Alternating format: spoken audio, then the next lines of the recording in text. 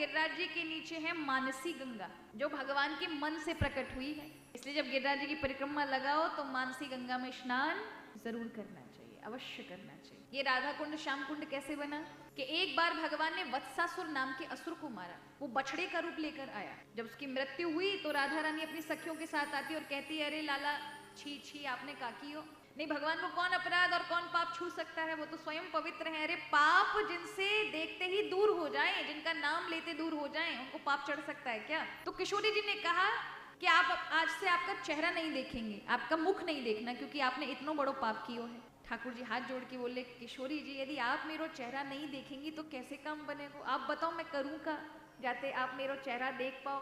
बोले आपको अपने पाप का मार्जन करने के लिए सभी तीर्थों का स्नान करके आना पड़ेगा। बोले इतनी क्या बड़ी बात है, सब तीर्थ यहाँ आ जाएंगे, हमें कहीं जाने की जरूरत नहीं है। प्रभु ने जो ही आवाज लगाई, सभी गंगा यमुना ताप्ती कावेरी कृष्णा सारी नदियां अपने अपने कलश लेकर उपस्थित हो गई। ठाकुर जी ने कहा कि भाई इन किसी में मेरे मुझे पवित्र करने का सामर्थ्य नहीं है, ये मुझसे पवित्र होती हैं। किशोरी जी को बिठाया हो गिरिराज जी के ऊपर और उनके चरण धर लिए अपने माथे पे और कहा, अरे गंगा डालो किशोरी जी पे पानी। किशोरी जी से होकर ठाकुर जी पे पड़ा। गिरिराज जी के नीचे है मानसी गंगा, जो भगवान के मन से प्रकट हुई है। अपनी भागीरथी गंगा तो भगवान के चरणों से प्रकट हुई है, लेकिन ये भगवान का मन है। इसलिए जब गिरिराज जी की परिक्रमा लगाओ तो मानसी गंगा में स्नान जरूर करना चाहिए, अवश्य करना चाहिए। वहीं पास में जाओगे तो राधा कुंड है, श्याम कुंड है। ये राधा कुंड श्याम कुंड कैसे बना, इसकी भी कथा आती है कि एक बार भगवान ने वत्सासुर नाम के असुर को मारा। वो बछड़े का रूप लेकर आया और भगवान ने उसका संहार कर दिया। जब उसकी मृत्यु हुई तो राधा रानी अपनी सखियों के साथ आती और कहती है, अरे लाला छी छी आपने का कियो। आपने तो एक बछड़ा को मार दियो, धर्म को मार दियो, आपने अपराध किया है। लोक व्यवहार में भले आपने राक्षस को मारा, लेकिन वो गैया के रूप में आया, बछड़े के रूप में आया, आपको अपराध लगा है। अब देखिए भगवान की लीला है ये। नहीं, भगवान को कौन अपराध और कौन पाप छू सकता है, वो तो स्वयं पवित्र है। अरे पाप जिनसे देखते ही दूर हो जाए, जिनका नाम लेते दूर हो जाए, उनको पाप चढ़ सकता है क्या? नहीं चढ़ सकता। पर प्रभु की लीला, किशोरी जी को राधा कुंड को प्रकट करना था, कृष्ण कुंड को प्रकट करना था। तो किशोरी जी ने कहा कि आप आज से आपका चेहरा नहीं देखेंगे, आपका मुख नहीं देखना, क्योंकि आपने इतना बड़ो पाप कियो है।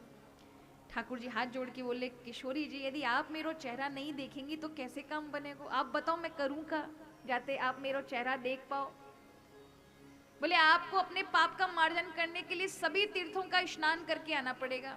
बोले इतनी क्या बड़ी बात है, सब तीर्थ यहाँ आ जाएंगे, हमें कहीं जाने की जरूरत नहीं है। और प्रभु ने जो ही आवाज लगाई, सभी गंगा यमुना ताप्ती कावेरी कृष्णा सारी नदियां अपने अपने कलश लेकर उपस्थित हो गई।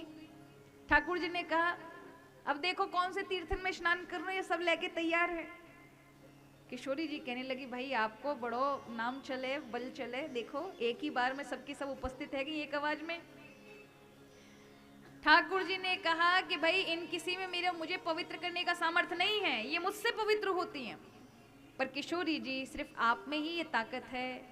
बिठायो गिरिराज जी के ऊपर, अपने किशोरी जी को बिठाया हो गिरिराज जी के ऊपर और उनके चरण धर लिए अपने माथे पे और कहा, अरे गंगा डालो किशोरी जी पे पानी। और जो ही जल डाला, किशोरी जी से होकर ठाकुर जी पे पड़ा। अब ठाकुर जी भी ऐसे बैठे हैं, किशोरी जी के चरण धर के किशोरी जी को ऊपर बिठा दिया और नीचे ऐसे बैठे हैं रख करके। अब जहां बैठे हैं ना, जिस जगह पर, वहां पे गड्ढा बना। अब गंगा कृष्णा कावेरी ताप्ती गोदावरी बड़ी बड़ी नदियां आकर के जल पे जल डाल रही हैं, समुद्र इत्यादि आके जल डाल रहे हैं। वही जल जब प्रभु उठे वहां से तो एक सरोवर के रूप में बन गया। तो ठाकुर जी ने कहा, इसका नाम है, आज से क्या बनाया, इसका नाम है कृष्ण कुंड। श्री किशोरी जी ने उसी समय कंगन से अपनो सरोवर बनाया कि ये मेरो कुंड है, अगर ये तुम्हारो कुंड है तो मैं अपने कंगन से बनाऊंगी। अपने कंकड़ से जो बनाया सरोवर और उसमें समग्र महाराज सार रूप में नहीं, स्वयं रूप में स्थित हो गए सभी तीर्थ। ठाकुर जी ने कही तो आप मुझे अलग रहोगी, अपनी बंसी लई महाराज बीच में ते एक धार बना दी। क्या बना दी? दो गड्ढन के बीच में एक नाली बना दी, खुरेद करके अपनी मुरली, और कहा आज से कोई कृष्ण कुंड नहीं, कोई राधा कुंड नहीं, सिर्फ राधा ही कुंड मरेगा, कोई कृष्ण कुंड नहीं मानेगा। क्या मानेगा?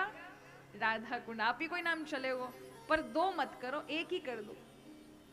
उसी को हम कहते हैं राधा कुंड। इसलिए राधा कुंड में स्नान करने से भगवान कृष्ण की भक्ति प्राप्त हो जाती है। इस भाव से स्नान करना चाहिए, क्योंकि वो जल के रूप में श्री ठाकुर जी की कृपा का जल है, श्री किशोरी जी की कृपा का जल है। यहाँ इसलिए हमारे अहोई अष्टमी पर, अहोई अष्टमी पर होता है ना, पुत्रों के लिए व्रत रखते हैं, राधा कुंड में जाकर के लोग अहोई अष्टमी पर स्नान इत्यादि करते हैं, पूजन इत्यादि करते हैं बालकों के लिए। बड़ी मान्यता है हमारे यहाँ पर।